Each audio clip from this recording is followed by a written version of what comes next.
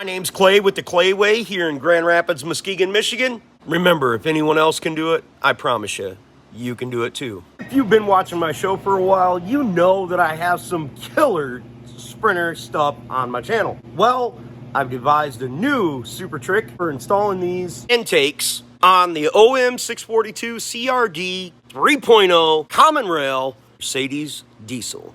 People send these to me from all over the nation, and I get them cleaned just right and put a little bit of Clay Way gel on there so they don't plug up as quickly. My biggest fear of installation was this was going to go kittywampus inside here if I tried to install these at the same time. So once I learned how to clean them, I started including these brackets with my cleaning process. Because this, getting sideways at the time, was my biggest fear. But then I learned something later on, late one night. So before my methods, you used to have to install these intakes one at a time. The problem with that was that you could risk breaking the arms because you have to install the swirl motor after you install the intakes. That's kind of a bitch. But I've got a method to my madness. Used to be when you order the intake cleaning for me, and yes, these looked like these before, now they're good to go. I would make these custom-made brackets, and I would install them so you could just pick up the intakes and throw them up underneath the wiring harness, one shot, one in. Well, one night I was down here in the shop and I was using these things, and I got the intakes installed, the engine all put back together, turbo and everything, and I curled up the gasket and it leaked coolant out the back. Oh, that was like 8 p.m. at night, and the guy was coming at 8 a.m. on a flight to pick up his Sprinter. It was not a fun time. To avoid that situation ever happening again, I started coating my intake gaskets with some of this. It's not a must, but it helps.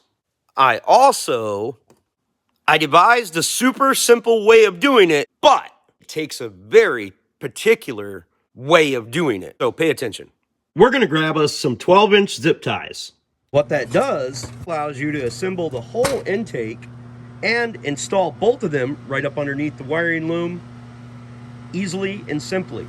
Now there's a procedure to installing these zip ties on here, and it's not just as simple as just putting them on there, because you want to be able to hook up all your swirl motor arms, you want it to stay solid, and you want it to hold them gaskets on the back side of there so they don't curl up on the corners. So the first thing I do is on all four corners, I loosely put zip ties over the corners, because I'm just making a video of this. These haven't even went through the cleaning process yet.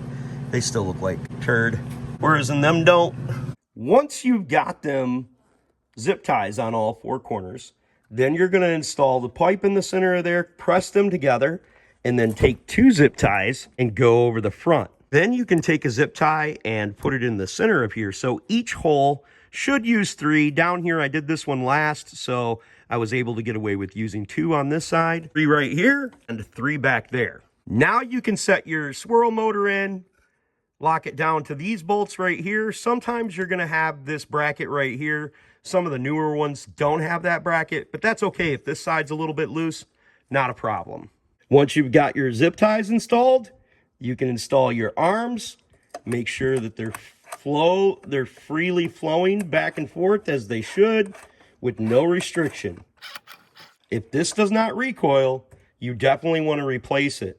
I have a super trick video on showing you how to install these with fishing line, with everything in place. It's pretty neat.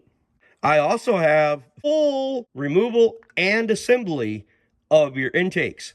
And I have a video showing you how to bypass this swirl motor. So check them out on my Sprinter playlist.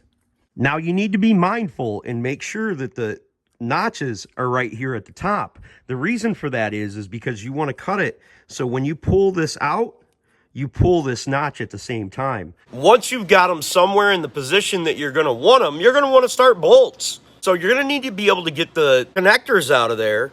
So you want to make sure you cut them so you don't have to pull the connectors through the holes. So once they're down inside there and you just slipped them up underneath the wiring loom, when you go and cut this and you go to pull it out, you're able to pull it out this way.